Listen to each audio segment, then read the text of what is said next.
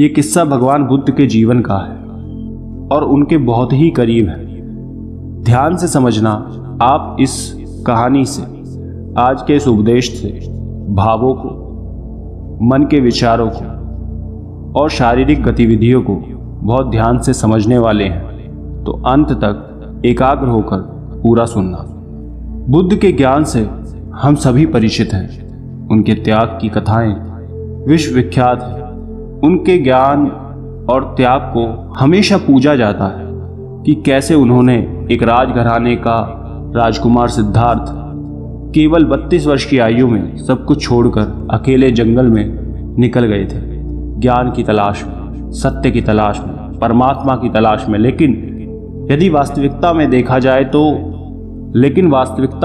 जाए तो एक और व्यक्ति है जिसका त्याग गौतम बुद्ध से बड़ा है। वो है यशोधरा, बुद्ध की पत्नी। यशोधरा के मन में बहुत से सवाल थे कि क्यों बुद्ध उन्हें बिना बताए सोते हुए छोड़कर पीठ दिखाकर चले गए। यशोधरा का कहना था कि अगर एक बार सिद्धार्थ मुझसे कह देते कि उन्हें बुद्धत्व की प्राप्ति करनी है, ईश्वर को प्राप्त करना है, तो मैं खुशी खुशी उनका राज तिलक करके भेज देती। अगर वो मुझसे कहते तो हो सकता था कि मैं शायद उनके साथ ही चली जाती, लेकिन शायद उन्हें मुझ पर विश्वास नहीं था, तभी उन्होंने ऐसा किया। लेकिन इसमें मेरी क्या गलती है?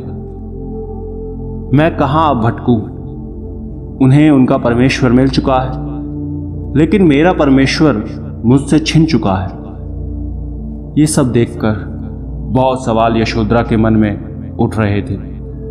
वहीं दूसरी तरफ गौतम बुद्ध बुद्धत्व को प्राप्त कर समाज का कल्याण कर रहे थे। सिद्धार्थ जी के पिता शुद्धोधन ने उन्हें बुलाने के लिए कई लोगों को भेजा कि जाओ और सिद्धार्थ से कहो कि उनके पिता, उनकी पत्नी, उनका बेटा उनकी प्रतीक्षा कर रहे हैं। कोई पता नहीं कि कब उनके पिता जीवन की आखिरी सांस लें। राजा शुद्धोधन के हर संदेश गौतम बुद्ध तक भेजे गए। उन्होंने उनके हर संदेश का बस एक ही जवाब दिया कि बुद्धम शरणम गच्छामि। उनका संदेश पहुंचने से पहले ही वो बुद्ध की शरण में जा चुके थे। शुद्धोधन का हर प्रयास विफल हो रहा था। उन्होंने फिर एक बालक को भेजा और कहा कि बुद्ध की शरण में जाने से पहले एक बार मेरा संदेश उन तक पहुंचा देना कि उनके पिता अंतिम शरण में हैं, वो किसी भी पल इस दुनिया से विदा ले सकते हैं। उन्होंने अब तक एक समाज कल्याण का फर्ज अदा किया है, अब बारी है एक पुत्र की, एक पिता के प्रति फर्ज अदा करने की। एक बार वो अपने पिता, पुत्र और पत्नी के प्रति जिम्मेदारी को समझकर उन्हें देखने जरूर आए।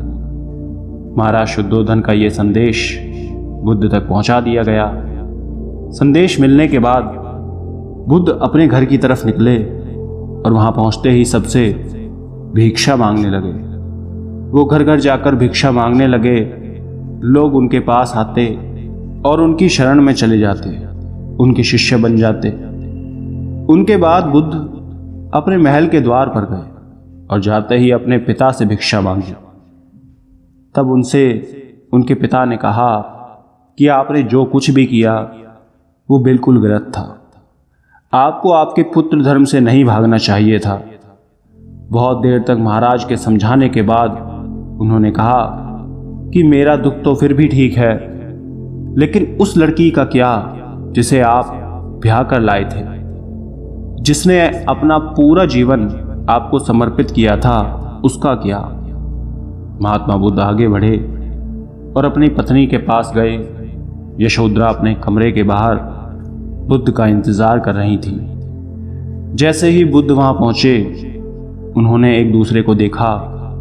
यशोधरा की आंखों में देखते ही बुद्ध, जो बुद्धत्व को प्राप्त हो गए थे, सबको ज्ञान बांट रहे थे, सभी का कल्याण कर रहे थे, यशोधरा की आंख में देखते ही कुछ देर के लिए उनका बुद्धत्व डगमगा गया, क्योंकि उस समय यशोधरा के सामने खड़ा व्यक्ति गौतम बुद्ध नहीं सिद्धार्थ थे। वो दोनों थोड़ी देर चुप खड़े रहे। किसी की हिम्मत नहीं हुई कि क्या कहा जाए, क्या बोलें। यशोधरा के मन में तूफान उठ रहा था, लेकिन वो बोल नहीं पा रही थी। गौतम बुद्ध के भीतर भी क्षमा प्राप्ति आ रही थी, लेकिन वो भी मांग नहीं पा रहे थे। काफी देर एक दूसरे को देखने के बाद बुद्ध ने खुद ही पहल करने की सोची और कहा कि लगता है मुझे ही बात करनी चाहिए, क्योंकि जो व्यक्ति इस दुनिया को इस मौन से पार निकाल रहा है, इस परमात्मा के बंधनों से बाहर निकाल रहा है, वो किस बंधन के अधीन होकर आज मौन खड़ा है। जिसके सामने बड़े बड़े विद्वान मौन होते हैं, वो आज अपनी पत्नी के सामने मौन थे।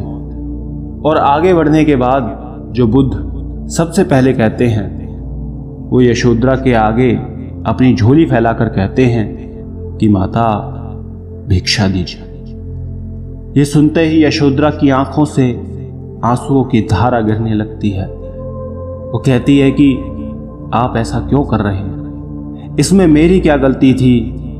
लेकिन ये सब उसके दिमाग में चल रहा था, जुबान पर कुछ नहीं था, क्योंकि बुद्धत्व अपना प्रभाव छोड़ रहा था।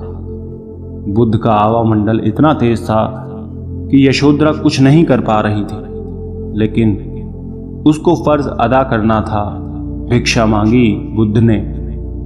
यशोधरा ने अपने पुत्र राहुल का हाथ पकड़ा और गौतम बुद्ध के हाथ में पकड़ा दिया और कहा कि यही मेरी इच्छा है। इससे पहले कि ये भी आपकी तरह किसी और लड़की से ब्याह कर फिर उसे छोड़कर चला जाए, तो उससे पहले आप इसे अपनी शरण में ले लीजिए, ताकि इसे भी बुद्धत्व प्राप्त हो सके। इसे भी परमात्मा के समीप ला दीजिए। मैं नहीं चाहती कि कोई और यशोधरा अब हो जो अपने पति से वियोग को सहे, कोई दूसरा राहुल फिर से जन्म ले और जिंदगी भर अपने पिता के सुख के लिए तरसे। इसे आप ले जाएं, यही मेरी तरफ से भिक्षा है, और जीवन भर उसी शरण में रखिए और उसी राह पर चलाइए जिस पर आप स्वयं चले थे। यशोधरा बुद्ध से कहती हैं कि आप गए, मुझे उससे कोई शिकायत नहीं है।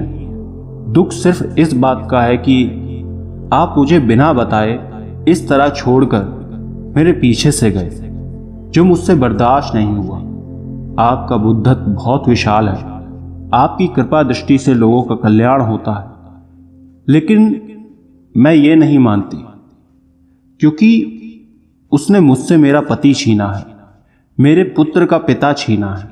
और अंत में बुद्ध ने ये सब सुनकर कहा कि आप मुझे यहां से जाने की इजाजत दें। ये सुन यशोधरा की आंखें खुली की खुली रह गई और मन ही मन सोचने लगी कि ये मेरा पति नहीं रहा, ये मेरा सिद्धार्थ नहीं। और अंत में यशोधरा ने भी हाथ जोड़कर कहा कि मुझे भी बुद्ध की शरण में ले लो। दोस्तों, जब ज्ञान प्राप्ति हो जाती है, जब ज्ञान का विचरण आपके मन में होने लगता है, तब कोई भी रिश्ता, कोई भी बंधन इस दुनिया से आपको जोड़ नहीं सकता। आपको परम बुद्ध की प्राप्ति जब हो जाती है, तब सिर्फ और सिर्फ हर व्यक्ति में परमात्मा नजर आता है, और परमात्मा का कोई भी बंधन आपको रोक नहीं सकता। दोस्तों, क्या सीखा है आपने इस कहानी से? कमेंट करके ज़रूर बताएं।